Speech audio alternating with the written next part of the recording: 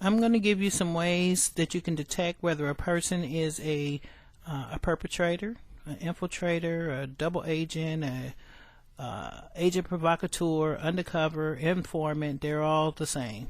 Okay, these people are usually paid or given some sort of early release from jail in exchange for them infiltrating different groups or an individual person's life. Okay, these people can either work for the CIA, the FBI, the NSA, or there's some other agencies that they could possibly be working for. And again, they try to infiltrate organizations, different political movements, groups, or even individuals. They'll always try to get you to like them by having something in common with you or something familiar with you. They may say things like, I think I know you from somewhere, or you look just like my Aunt Betty, or something in common. They definitely have to try to find a way to bond with you so that you see them as cool or as their buddy or as a friend. They'll say things like, you're my sister, or they'll call you brother, or something like that. Just really try to get in with you. A lot of times, they'll move real quickly. And if that happens, you should see that as a red flag. Like all of a sudden, they're just so familiar with you and they're so cool with you, and things just seem to move real quick. That could be a red flag because friendships take time to build.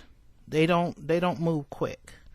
They may try to request things right off. Can you do this for me? Can you do that for me? Can you take me over here? Can I come to your house? You want to go to lunch? Like everything's just moving so fast. Or they may try to pressure you. They may ask you, do you want to go to the movies? And you'll say, okay, I'll think about it. I'll get back with you. And they may say something like, well, I need to know now. Like they're really demanding. They want you to decide things really quick, and that's so they can move quick into your life. Their job is to entrap you, to set you up, to get you off track, to gather information, to put disinformation out there on you or the group that you're with, to cast you in a bad light so other people don't want to deal with you. They may do things like, once they get into your life, they may do things like try to get you hooked on drugs, try to get you to drink more than what you should, try to get you caught up in crimes, okay? They may try to suddenly implant or evoke thoughts in your mind, thoughts of violence, thoughts of other crimes, may try to turn people away from you or try to discourage you from being around people that you enjoy being around. So they might try to separate you, or try to stop you from doing things that you do, that you enjoy doing. They always want to know what you're doing and who you're doing it with. They try to manage your time. They try to manage the things you do and the people around you. They try to stunt your growth.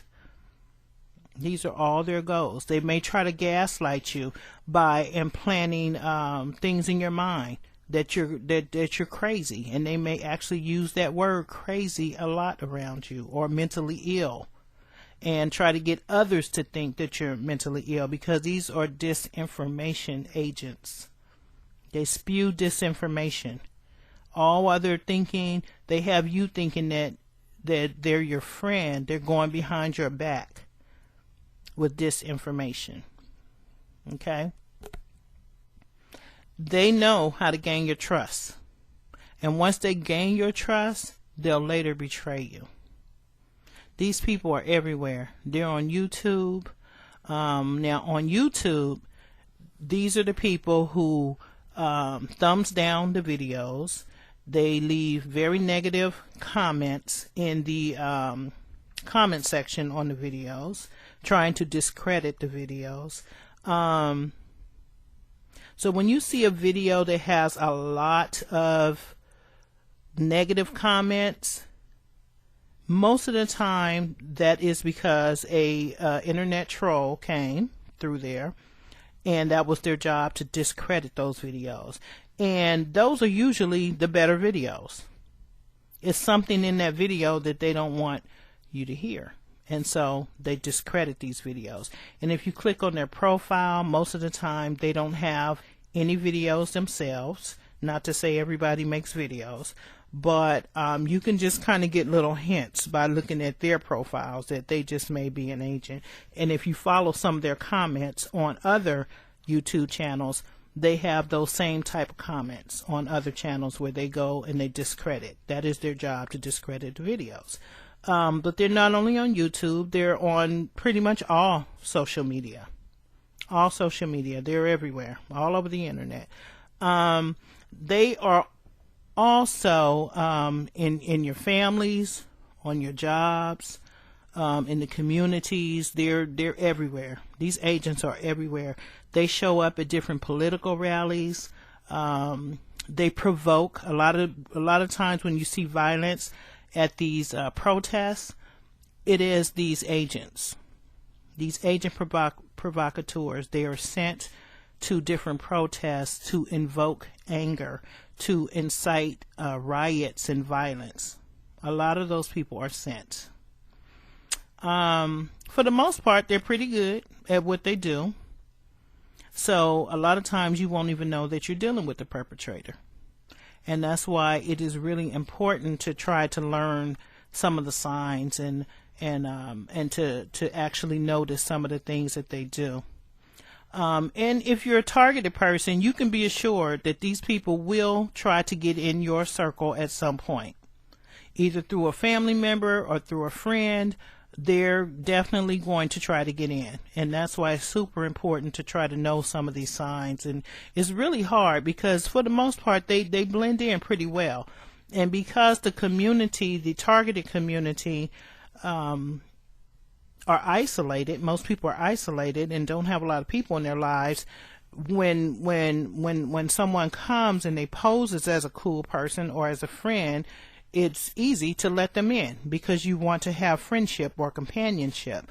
But you really have to know the signs of these people, because these people will pick your life apart, and they'll cause a lot of havoc and could cause you some serious problems. So you don't want to be dealing with these type of people.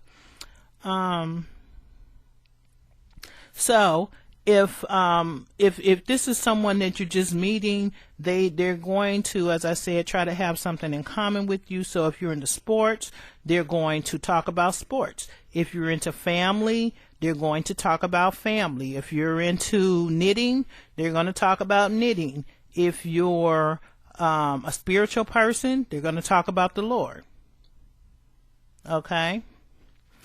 If you meet them through someone else that you already know, then it's going to be even easier for you to trust them.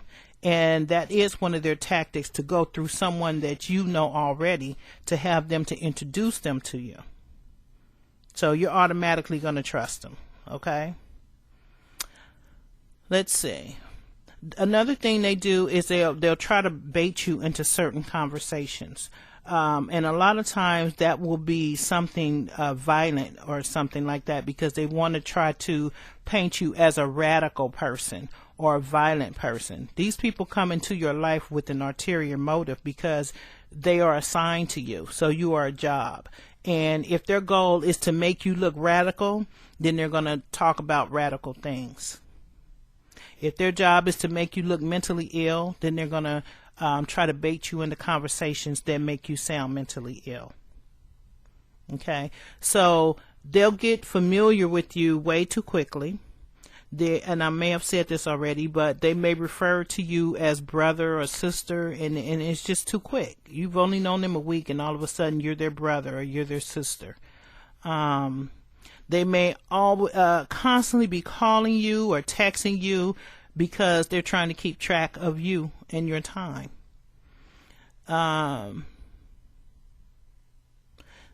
They may say a little bit, but for the most part, and that's basically to bait you into certain conversations, but for the most part, they'll put the bait out there and they'll let you do all the talking. because remember, they're information gathering. So usually they limit their conversation, but they just throw the bait out there and they let you do a lot of talking. So be careful about how much information you put out there on yourself, and don't get too comfortable too quick. Okay. They may try to encourage you to do things against what you would normally do. Again, they really promote violence. And when they set you up, it'll be real subtle, and you may not even realize that you're taking the bait and that you're eventually going to be set up. You may have a feeling like that person has some sort of secret life. Like something about them just doesn't add up. Their time doesn't add up. They may tell you they have a normal 9-to-5 job, but it just kind of doesn't seem like they do. It may seem like they have some sort of hidden income. They may say things that may lead you to believe that they're privy to certain types of information, and they may even say things like that. I know there's a particular person who makes the comment that they have that they're privy to certain information. So just look out for that. And they generally don't follow through with important things or things that they commit to. They may tell you that they're going to do something that may help you out, but and then they'll come up with an excuse of why they couldn't do it. Okay. So the best way really to detect these people is to learn the signs of deceptive people, because these people really are out to deceive you. And so I'm going to give you some signs of deception. One is that you may ask a question. You may ask this person a question, and they'll answer that question with a question. So instead of giving you a direct answer, they'll turn around and ask you a question, because they're being deceptive. So if you said something like, did you take that?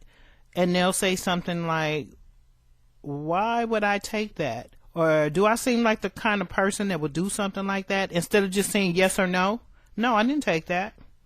Or no, I didn't see that. Rather than just saying that, they'll say, why would I do that?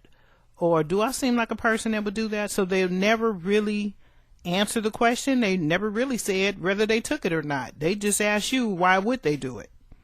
See, so you have to pay attention to things like that. They never really answered the question.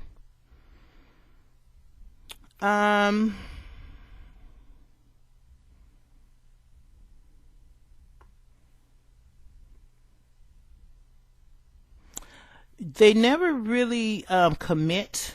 When they answer a question, they never really commit. So again, if you said something like, did you see that? Say for instance, for targeted people, you're somewhere with this person who may be an agent and or a perpetrator, and you're with them and you've been trying to tell them that you're being targeted, and you've been trying to show them real life examples of your targeting. So you may be in public with them, and here comes 30 people all wearing black and red, which is, I'm using that for an example because that's real common in the TI community. So here's 30 people right in front of your eyes with all black and red, and you might point it out and say, see, that's what I was telling you about. All these people stalking me with this black and red on. Do you see that?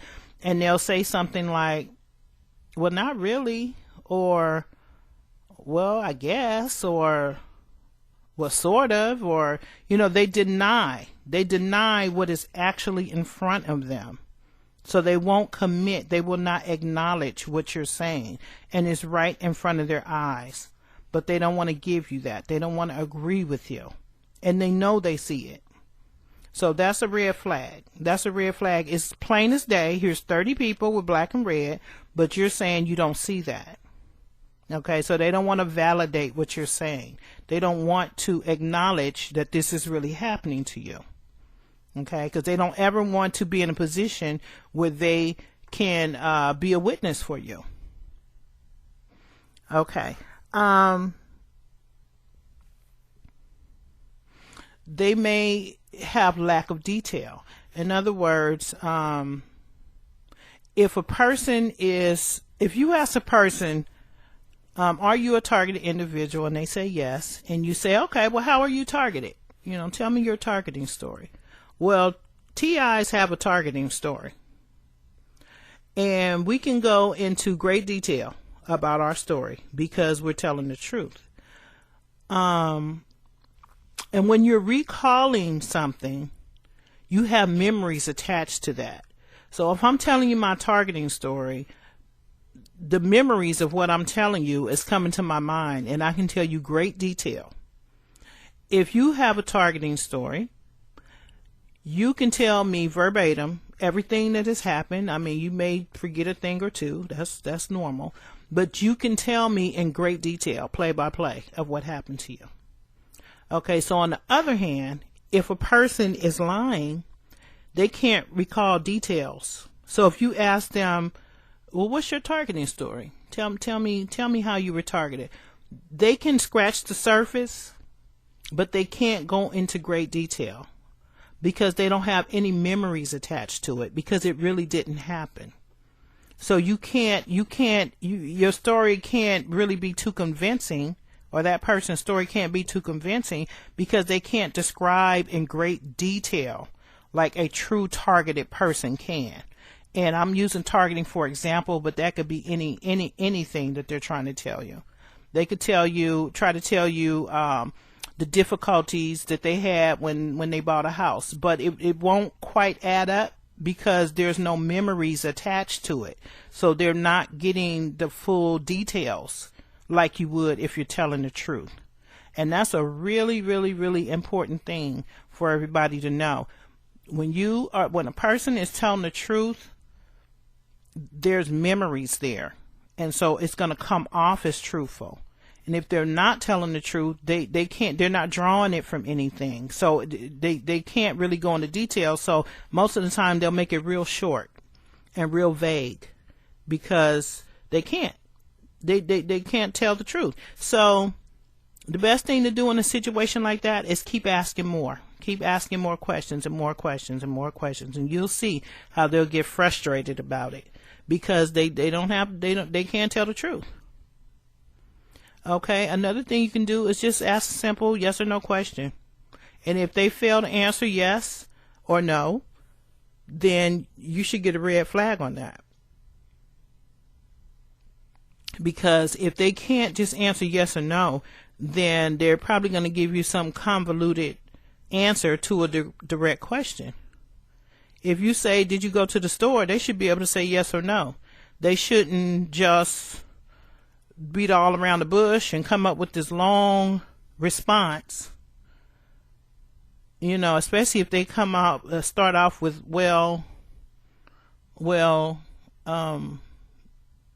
then they're trying to deceive you more than likely. Because did you go to the store? That's a yes or no. That's not a long, strung out, convoluted story. Okay. Sometimes you just need to say, I'm really not sure about this. Why should I believe you? And if you ask someone that, why should I believe you? Then a truthful person would just simply say, because I'm telling the truth. That's why you should believe me, because I'm telling the truth. But a person who's lying will say something like, because I'm an honest person, or you don't have to believe me if you don't want to, or I don't have a reason to lie. Most of the time a truthful person will just say, I'm telling the truth. That's why you should believe me, because it's true. So the bottom line is the best way to kind of know if someone is a perpetrator or infiltrator or some sort of agent is to learn the signs of deception, because these people are out to deceive you and they're not telling the truth, and they try to infiltrate every targeted individual person's life. And if you suspect someone of being a perpetrator, then put them to the test with some of the things I shared here. Also do your own research, because the things that I did share here is not 100%, but hopefully it can help you to try to determine if some of these people in your life are truthful or not. And if they're not, it would be best to know with them, because they definitely don't mean you any good. They're there to try to get you off track and to set you up, and you don't need that in your life. So hopefully this helps.